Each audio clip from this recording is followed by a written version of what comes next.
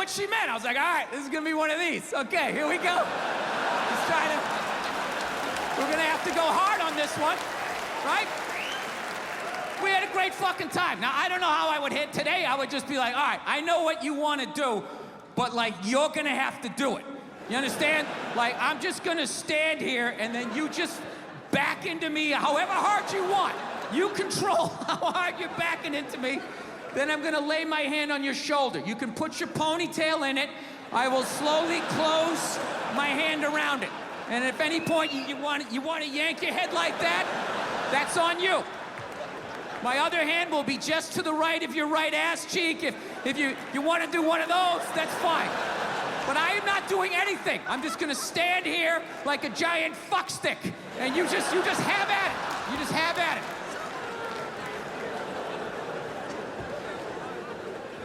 Yeah. Do you know what's hilarious about sexual assault?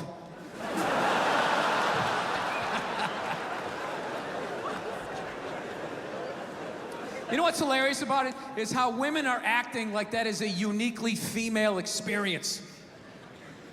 You know what's funny? I actually, to the letter of the fucking law, within the last 2.5 years, got sexually assaulted in this business by a woman. Yeah. And this is my story. I feel like I can live my truth and be brave tonight and share this with you. It's a 100% true fucking story. I was doing stand-up. I was doing a private gig, all right? Private gigs are the fucking worst. You do a public gig, anybody can show up. It broadens what you can talk about, right? You do a private gig, it's like everybody grew up on the same fucking streets. All your jokes gotta go right down fucking Main Street or you're bombing. So all you do is listen to the first comic to hear what's working and what isn't. You just listen to him as he's up there struggling, going, okay, they like bread. Talk about bread. Get all the bread you can. Don't make fun of the troops. Stay away from the troops, right? So that's what we're doing, right? And the host gets him going, and then he brings up the first act. Okay, she goes on stage. She's not really a comedian, more of a personality. She does her bullshit or whatever, and I'm standing there looking at my jokes, figuring out what I'm doing. She wraps it up. He goes on stage. She goes to get off. I'm thinking, okay, I'm next. I'm looking at my stuff, and she just walks right by me and just fucking, pooh, just flicked me right in the head of my dick and kept walking. Like it was nothing. Just fucking pow, and just kept... I couldn't fucking believe it. I know what you're thinking. You're like, oh, is this a friend of yours? Was she flirting with you? Was this a joke? None of the above. You know what it was? I swear to God, it was like a bully vibe. Like she was trying to get in my head. Like, there you go, you little red dick. Poof, follow that. And she just kept walking. Dude, my first thought as I saw her walking away, I just wanted to punch her in the back of the head as hard as humanly possible. Like literally make her leave her shoes, you know? But the other side of my brain's like, oh no, dude, you can't do that. You can't do that, it's a woman. And it's just spitball. Well, fucking boot her in the ass then. Boot her in the ass. Can't hit her, dude. Can't hit her, it's a woman. Well, oh, fucking tell somebody. Tell somebody. And all I'm thinking is like, dude, I'm a guy. Can't fucking tell anybody. Nobody gives a shit what happens to a guy. I'm gonna walk up to another man and be like, excuse me, sir, but she just flicked me in my pee-pee and I didn't like that one bit. No, sir, I didn't like that at all. No, I didn't. All the guy's gonna be like, dude, if she did that to me, I would have taken my balls out too. Be like, hey, fucking flick both of these fucking sports bar up top, Super Bowl, hey, right? That's all I would have got, right? So now I'm standing there, I'm waiting to go on stage, the dude's doing my intro, I'm trying to think about jokes about bread, and the tip of my dick is still stinging. This is the world I'm in. And right as he's gonna bring me on, all of a sudden she came walking out, because she was gonna go back out to her fucking car, and that's when my brain started firing up again with some ideas. Started thinking shit that I had never thought before in my life, going like, dude, there she is, flick her in the box. Do it, man. Equal rights. She did it to you. You do it back to her. It started making sense. Like, yeah, fuck that. You flick my dick. I'm gonna flick your clit. That's right. I'll fucking hit the man in the boat. I'm gonna drop down, uppercut to the bush. Fuck this shit. Think I'm the kind of person who just can flick my dick and walk away like it ain't shit, right? And it was making sense till right when she got there. Finally, I just started thinking of all the sporting events I had watched, and I realized that the referee only sees the retaliation. He never sees the first aggression. And then you have to go to the yellow card, whatever the fuck you people do over here, right? You go to the penalty box. So I let her go, and I went out on stage, I did my shit. But here was the thing, for the next 3 fucking days, I'm driving around LA, and I'm losing my fucking mind. You know, I'm fucking screaming at the windshield, saying all this shit that I wanted to say, but didn't say it in the moment, you know?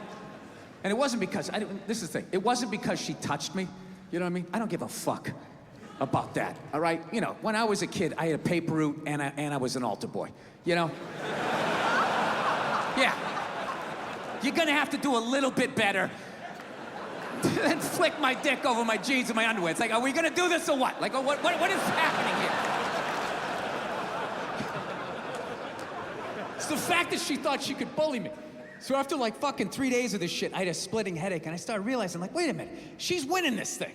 You know? Here I am, still thinking about this shit. She's probably gone on to like, I don't know, flick 30 to 40 dicks since she's been with me. Right? She doesn't give a fuck about me. So you know what I did? I drove home to my house, there was nobody home. I went upstairs, I closed the door, and I just sat down and I meditated on it, and I just forgave her. I did. I just pictured her as a little 5-year-old girl crying because her alcoholic dad, you know, wouldn't hug her or something. And she's just standing there crying like, but Daddy, I love you. He's like, get away from me. I never wanted children. And then he walked through his screen door and he like face planted into this above ground pool. And he had a tool belt on. And it just sort of pulled him under. And she ran out, she grabbed his foot, and she was pulling and his boot came off, and she sat down, and she just watched him slowly drown. I don't know what happened after that. I just felt like this weight lift off of my chest. So there you go, all you tough guys over here in England. Don't be afraid to meditate, man, I'm telling you. You can let a lot of stuff go. I don't know. Do you know, no, I'm all right with silence. You don't have to feel like you have to do anything fucking extra. Just relax. If it's funny, fucking laugh. If it isn't, just fucking sit there, and I'll know it's time to move on.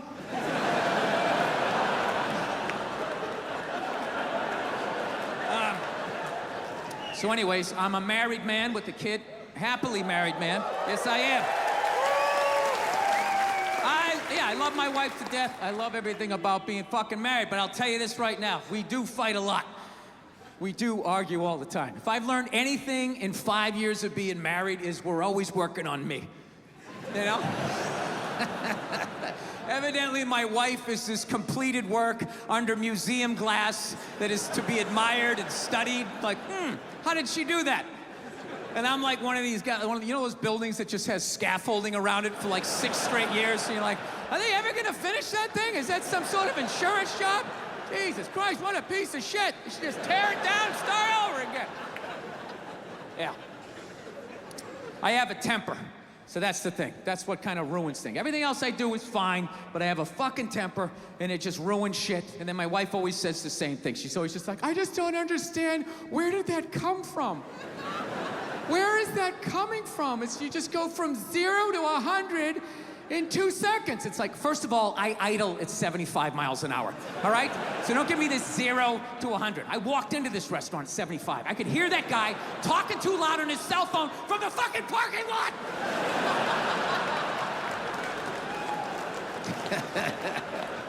Yeah, I fucking tried all of this shit, you know. Whenever she says that to me, though, I swear to God, I just don't understand, where is this coming from? It actually hurts my feelings when she says that, you know? Because it makes me feel like she's not listening to me. It's like, honey, how many childhood stories do I have to tell you before you follow the breadcrumbs to the absolute lunatic that you married? Didn't you ever take a psychology class? I'm not that complex. Like, I'll tell you guys a quick childhood story. I'll tell you one of the funnier ones, right? One time, when I was like 6, my older brother was 8. We were in the back seat of my dad's car, and we were like laughing, and we were excited because it was around Christmas, right? And my dad just had this thing. He just didn't like joy, you know? So he's sitting there driving, he's going like, Jesus Christ, knock it off back there! Christ, you're giggling like a couple little schoolgirls! Christ, you don't straighten up, I'm gonna buy you a doll for Christmas! And then he did. I swear to God, he made us hold him up. My mother's taking pictures in front of the Christmas tree. I'm just standing there like, Afterwards, I ran upstairs to my top bunk. And my dad knew he fucked up, to his credit. He came up, he tried to smooth it over. He's like, all right, come on back down. It's over. Come on down and enjoy the holiday. And I'm like, God, I don't want to eat this. I fucking hate you. Right? He eventually coaxed me down, you know. He softened up a little bit. Look, you don't get your fucking ass back downstairs. No one else can open that gift. I'm moving out. I said moving out. I go back downstairs all shell-shocked. Here's another gift for you, Billy. I'm like, is this a fucking dollhouse? When does it end? Yeah, that was Christmas, and those were people that loved me. I just don't understand, where is this coming from? I just don't understand. So, I gotta do it though. I gotta work on the temper. I'm gonna do it. You know, I got the kid now, and I don't want to pass it on to her. You know, I have like a demon in my family tree, like this fucking rage. It's just, you know, just keeps following us, and now I got it. I have it so bad, like literally my daughter, she's a little over 2 years old. She's yet to meet me yet, you know? Like the real me. She's seen glimpses of me. I come, hey, how are you? She's seen glimpses of the anger, but I'm able to smooth it over really quickly. Like, whoa, Daddy almost snapped his phone in half. But I see it in her face. I can see the way she looks at me. She's starting to put it together like, this dude's a little fucked up, man. This is a little fucked up. I cannot tell you how heartbreaking that is to see from a toddler. Much less your own daughter. I'm like, I gotta end this thing, man. This rage, it has to end with me. I can't have an angry kid just walking around fucking kicking toys, fucking bullshit, just being like a lunatic. I want to be like that priest in The Exorcist when the devil got in him and he just fucking leaps out the window and dies, you know? So I've been fucking trying everything, you know? I tried, you know, I don't know, I meditating, wearing sweaters. I did that for a while. Like if I dressed like a regular guy, I'd be one. I drew a smiley face on a Post-it and stuck it on my dashboard. Like that was gonna help with my road rage. You know, driving down the street like, you motherfucker! Okay. I guess I've done that too. Thank you, smiley face. I remember one night I actually considered taking a bath because I was gonna call my wife. I was on the road and I was like, I don't want to have a fight with her. I need to relax. What the fuck can I do? And I thought about it. It's like women take baths, right? They do. It's a very feminine thing. They have a bad week. I just want to decompress, and they just have a soak. And then they're just fine. Next thing you know, they're drinking wine, they're calling friends. I'm so glad you're in my life. And I feel I can get back out there again, right? So I'm literally alone. I start drawing a bath, and the water came all the way up. And at the end of the day, I couldn't fucking do it. There's just no way as a man to take a bath and not think about killing yourself, you know? There's just something about slipping into that coffin-shaped thing.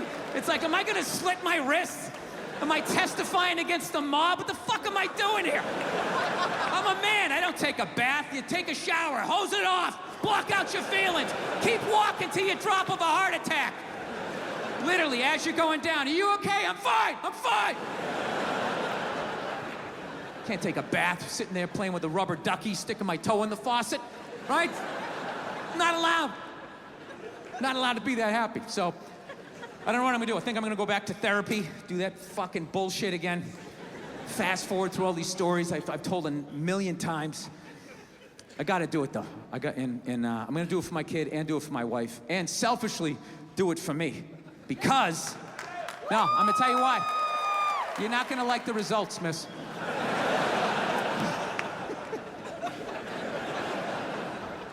This is why I'm gonna do it, because if I actually don't have a temper, like, I just think to myself, like, what could my wife complain to me? Like, what could my wife bitch at me about, right? I fucking crush everything. I do, I take out the trash. Okay, the gate was squeaky the other day, I